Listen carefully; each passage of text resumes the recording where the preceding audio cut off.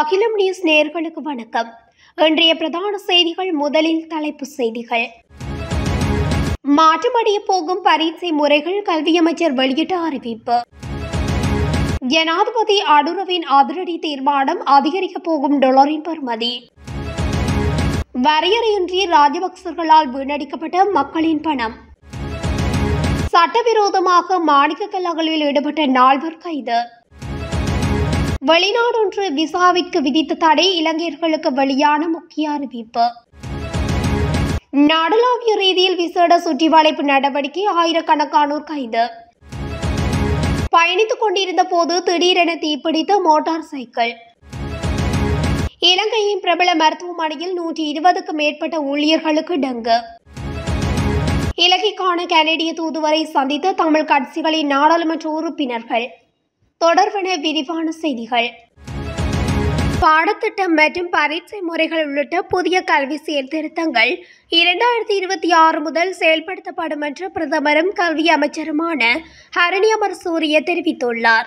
இன்றைய நாடாளுமன்ற அமர்வில் கலந்து கொண்டு உரையாற்றும் போது கல்வி அமைச்சர் இதனை குறிப்பிட்டார். முந்தைய அரசாங்கத்தால் முன்வைக்கப்பட்ட கல்வி சீர்திருத்த திட்டங்களில் நேர்மறையான மாற்றங்களை செய்ய எதிர்பார்ப்பதாகவும், தற்போதுள்ள கல்வி முறை மாணவர்களுக்கு மிகவும் பொருத்தமானதாக மாற்றப்படும் என்றும் அவர் கூறினார். அதன்படி கல்வியில் போட்டித்தன்மையை குறைக்கும் நோக்கில் 2026 முதல் கல்வி சீர்திருத்தங்கள் செயல்படுத்தப்பட உள்ளதாகவும், பரீட்சை முறைகள் மற்றும் பாடத்திட்டத்தை திருத்தவும் நடவடிக்கை எடுக்கப்பட்டுள்ளதாகவும் ஹரணி அமரசூரிய தெரிவித்தார். இதேவேளை அழகியல், தகவல் தொழில்நுட்பம் மற்றும் கணக்கியல் போன்ற பாடங்களின் உள்ளடக்கத்தை மிகவும் பொருத்தமானதாக மாற்ற முயற்சிகள் மேற்கொள்ளப்பட்டு வருவதாகவும், அந்த பாடங்களை ஒருபோதும் நீக்கும் எண்ணமில்லை என்றும் கல்வி அமைச்சர் வலியுறுத்தினார். மேலும் கல்வி முறை மாற்றத்தை நோக்கி இட்டு செல்லப்படும் நேரத்தில் 3 துறைகளில் அவ்வாறு செய்ய விரும்புவதாக கூறிய பிரதமர், ஆசிரியர் பயிற்சி, பாடசாலை அமைப்பு மற்றும் உள்கட்டமைப்பு மேம்பாடு ஆகியவற்றில் மிகுந்த கவனம் செலுத்தி பணியாற்றுவேன் என்றும் குறிப்பிட்டுள்ளார். வாகன இறக்குமதிக்கு தீர்வையில்லா அனுமதி பத்திரங்கள் இனிமேல் வழங்கப்பட மாட்டாது என்று ஜனாதிபதி ஆடரகுமார திசாநாயக்க தெரிவித்துள்ளார். தீர்வையற்ற வாகன ஆடுகளுக்கு அரசு ஊழியர்கள் உட்பட 20,000 பேர் ஏற்கனவே விண்ணப்பித்துள்ளதாகவும், ஆனால் வாகனங்களை இறக்குமதி செய்யும் போது அந்த வாய்ப்பு வழங்கப்படாது என்றும் ஜனாதிபதி குறிப்பிட்டுள்ளார். அடுத்த மாதம் வாகன இறக்குமதி மீண்டும் ஆரம்பிக்கும் போது வாகன விலைகள் அதிகரிக்கும் என்றும் சுட்டிக்காட்டினார். வாகன இறக்குமதி 5 ஆண்டுகளாக நிறுத்தப்பட்டிருந்ததாகவும், 2018ஆம் ஆண்டில் வாகன இறக்குமதிக்காக சுமார் $2 பில்லியன், 2019ஆம் ஆண்டில் $1.4 பில்லியன் செலவிடப்பட்டுள்ளதாகவும் ஜனாதிபதி சுட்டிக்காட்டினார். டாலர் மதிப்பு $190 இருந்தபோது டாலர் மதிப்பு $300 நெருங்கும் போது இறக்குமதி செய்யப்பட்ட வாகனங்களின் விலை சுமார் 40% அதிகரிக்கும் என அவர் தெரிவித்துள்ளார். எவ்வளவு டாலர்களை ஒதுக்கலாம் என்பது குறித்து மத்திய வங்கியுடன் கலந்துரையாடல்கள் நடத்தப்பட்டுள்ளதாகவும் ஜனாதிபதி குறிப்பிட்டுள்ளார். வாகன இறக்குமதிக்கான அனுமதி வழங்கப்பட்டுள்ள நிலையில் அமெரிக்க டாலரின் பெறுமதியில் மிகப்பெரிய உயர்வு ஏற்படக்கூடும் எனவும் ஜனாதிபதி சுட்டிக்காட்டினார். மக்களின் பணத்தை வரையறையின்றி வீணடித்தவர்கள் ராஜபக்ச குடும்பத்தினரே என்பதை பகிரங்கமாக அறிவிக்கின்றேன் என ஆளும் தரப்பின் நாடாளுமன்ற உறுப்பினர் பிமல் ரட்நாயக்க தெரிவித்துள்ளார். நாடாளுமன்றில் நேற்றைய அமர்வின் முடிவில் கருத்து தெரிவிக்கும் போது அவர் இதனை குறிப்பிட்டுள்ளார். பாதுகாப்பு தரப்புக்கு சொந்தமான உடைமையை ராஜபக்சர்கள் வீணடித்துள்ளனர் என்பது அம்பலமாகியுள்ளது. கொழும்பில் உள்ள பாதுகாப்பு தரப்புக்கு சொந்தமான விடுதியில் இவ்வளவு காலமும் முன்னாள் ஜனாதிபதி தங்கியுள்ளார். உங்களால் மாதம் ஒன்றுக்கு 4.5 மில்லியன் பணத்தை செலுத்த முடியும் என்றால் தாராளமாக தங்கியிருக்கலாம். அதற்கு தேசிய மக்கள் சக்தி எந்த தடையையும் செயற்படுத்தாது. இங்கு ஒன்றை குறிப்பிட்டாக வேண்டும். எதிர்க்கட்சி தரப்பினர் என்ன செய்கின்றார்கள்? ராஜபக்சர்களுடன் பேச்சுவார்த்தை முன்னெடுக்கிறார்கள். முன்னாள் ஜனாதிபதி ரணில் விக்ரமசிங்கவுடன் கலந்தாலோசிக்கின்றீர்கள். அது மாத்திரமல்லாது இன்று கிளீன் ஸ்ரீலங்கா தொடர்பில் விமர்சிக்கின்றீர்கள். உங்கள் கொள்கை நிலையில்லாது உள்ளமை இதன் மூலம் வெளிப்படுகிறது. எதிர்க்கட்சி உறுப்பினர்களே, நீங்கள் யாருக்கு ஒத்துழைப்பை வழங்க உள்ளீர்கள்? ராஜபக்சர்களுக்கா, ரணில் தரப்புக்கா அல்லது மக்களுக்கா என்பதை விளக்க வேண்டும். கிளீன் ஸ்ரீலங்கா என்பது சிங்கப்பூர் நாட்டின் பிரதி என கூறுகின்றீர்கள். ஆனால் அதனை வாசித்தவர்கள் எவரேனும் சபையில் உள்ளனரா என கூறியுள்ளார்.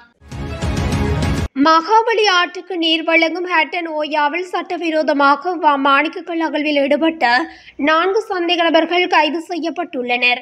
குறித்த கைது நடவடிக்கையானது நேற்று ஹட்டன் போலீஸ் ஊழல் தடுப்பு பிரிவின் அதிகாரிகளால் மேற்கொள்ளப்பட்டுள்ளது. ஹட்டன் ஓயாவில் இயந்திரங்களை பயன்படுத்தி ஒரு குழு மாணிக்கக்கல் அகழ்வில் ஈடுபடுவதாகவும் ஹட்டன் போலீசாருக்கு தகவல் வழங்கப்பட்டுள்ளது. இதனையடுத்து சம்பவ இடத்திற்கு விரைந்த போலீசார் அங்கு சோதனை நடாத்தி சந்தேக நபர்களை கைது செய்ததோடு மாணிக்கக்கல் அகழ்வுக்கு பயன்படுத்தப்பட்ட உபகரணங்களை கைப்பற்றினர். கைது செய்யப்பட்ட சந்தேக நபர்கள் பலாங்குடி பகுதியைச் சேர்ந்தவர்கள் என்றும் 30 தொடக்கம் 50 வயதுக்குட்பட்டவர்கள் என்றும் போலீசார் குறிப்பிட்டுள்ளனர்.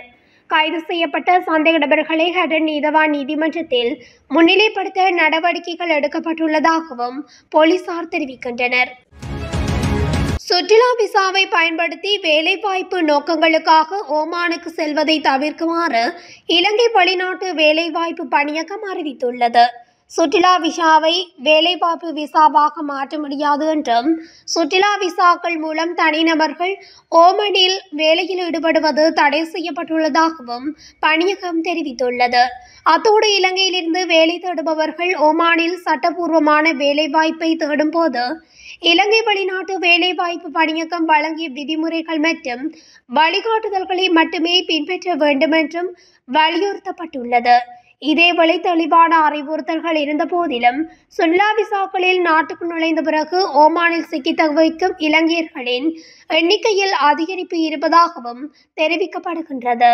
இந்த நிலையில் அக்டோபர் 31, 2023 முதல் நடைமுறைக்கு வரும் வகையில் ராயல் ஓமான் காவல்துறையின் அறிவிப்பின்படி சுற்றுலா விசாவை வேலைவாய்ப்பு விசாவாக மாற்றுவது தடை செய்யப்பட்டுள்ளதாகவும் வேலை தேடுபவர்கள் சுற்றுலா விசாவில் ஓமானுக்குள் நுழைவதை தவிர்க்குமாறும் அறிவிக்கப்பட்டுள்ளது. அத்தோடு ஏற்கனவே ஓமானில் உள்ள இலங்கையர்கள் தங்கள் விசா காலாவதியாகும் முன் நாட்டை விட்டு வெளியேற வேண்டும் என்றும் இலங்கை தூதரகம் அறிவித்துள்ளது. நாடளாவிய ரீதியில் கடந்த 12ஆம் தேதி முதல் 22ஆம் தேதி வரை விசேட சுற்றி வளைப்பு நடவடிக்கை மேற்கொள்ளப்பட்டுள்ளது. இதன்போது நீதிமன்றினால் பிடியாணை பிறப்பிக்கப்பட்டிருந்த 2561 பேர் கைது செய்யப்பட்டதாக போலீசார் தெரிவித்துள்ளனர். பதில் போலீஸ் மாதிபர் பிரியந்த வீரசூரியவின் பணிப்புரையில் இந்த சுற்றி வளைப்பு நடவடிக்கை மேற்கொள்ளப்பட்டுள்ளது.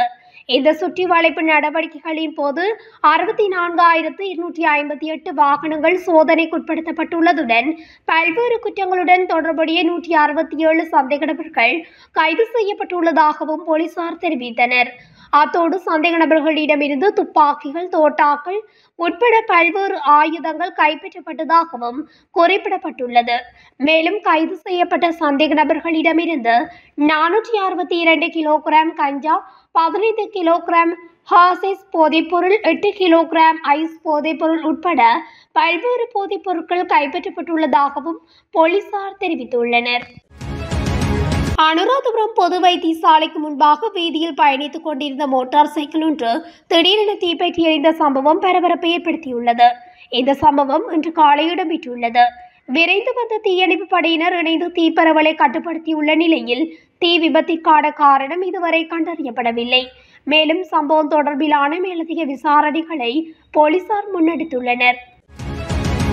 காலிக்கராப்பட்டிய மருத்துவமனையில் கடந்த சில வாரங்களில் 120க்கும் மேற்பட்ட ஊழியர்கள் டெங்கு காய்ச்சலால் பாதிக்கப்பட்டுள்ளதாக மருத்துவமனை வட்டாரங்கள் தெரிவிக்கின்றன.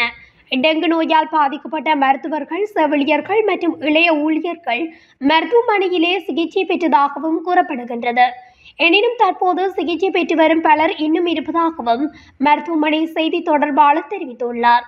டெங்குவால் பாதிக்கப்பட்ட மருத்துவமனை ஊழியர்கள் எவரின் நிலையும் கவலைக்கிடமாக இல்லை என்றும் ஒரு குழு தற்போது சிகிச்சை பெற்று வருவதாகவும் கூறப்படுகின்றது. மருத்துவமனை ஊழியர்களுக்கு மருத்துவமனையிலே டெங்கு நோய் தொற்று இருக்கலாம் என்றும் கூறப்படுகின்றது. இலங்கைக்கான கனேடிய தூதுவர் டேவிட் மெக்கினனுக்கும் தமிழ் தேசிய பரப்பில் இயங்கும் கட்சிகளின் நாடாளுமன்ற உறுப்பினர்களுக்கும் இடையில் சந்திப்பு ஒன்று இடம்பெற்றுள்ளது. கொழும்பில் கனேடிய தூதரகத்தில் நேற்று இடம்பெற்ற இந்த சந்திப்பில் இலங்கை தமிழரசு கட்சியின் நாடாளுமன்ற உறுப்பினர் சிவஞானம் ஸ்ரீதரன் உட்பட அந்த கட்சியின் 7 நாடாளுமன்ற உறுப்பினர்களும் கலந்து கொண்டனர். அதுடன் தமிழ் தேசிய மக்கள் கூட்டணியின் தலைவர் நாடாளுமன்ற உறுப்பினர் கஜேந்திரகுமார் பொன்னம்பலம், ஜனநாயக தமிழ் தேசிய கூட்டணியின் நாடாளுமன்ற உறுப்பினர் செல்வம் அடைக்கலநாதன் ஆகியோரும் கலந்து கொண்டதாக தெரிவிக்கப்பட்டுள்ளது. குறித்த சந்திப்பில் தமிழ் மக்களின் சமகால அரசியல் விவகாரம், புதிய அரசியலமைப்பு உள்ளிட்ட பல விடயங்கள் தொடர்பில் கலந்துரையாடப்பட்டதாக தெரிவிக்கப்படுகின்றது. அண்மையில் கனேடிய தூதுவரை சந்தித்திருந்த நாடாளுமன்ற உறுப்பினர் சிவஞானம் ஸ்ரீதரன் தமிழ் நாடாளுமன்ற உறுப்பினர்களுடனான சந்திப்பொன்றை ஏற்பாடு செய்யுமாறு கோரிக்கை விடுத்திருந்தார். அதற்கமைய நேற்றைய தினம் குறித்த சந்திப்பு இடம்பெற்றுள்ளமை குறிப்பிடத்தக்கது. இத்துடன் அகிலம் நியூஸின் இன்றைய பிரதான செய்திகள் நிறைவடைகின்றன. தொடர்ச்சியாக செய்திகளை அறிந்து கொள்ள அகிலம் நியூஸ் ஊடகத்துடன் இணைந்திருங்கள். நன்றி, வணக்கம்.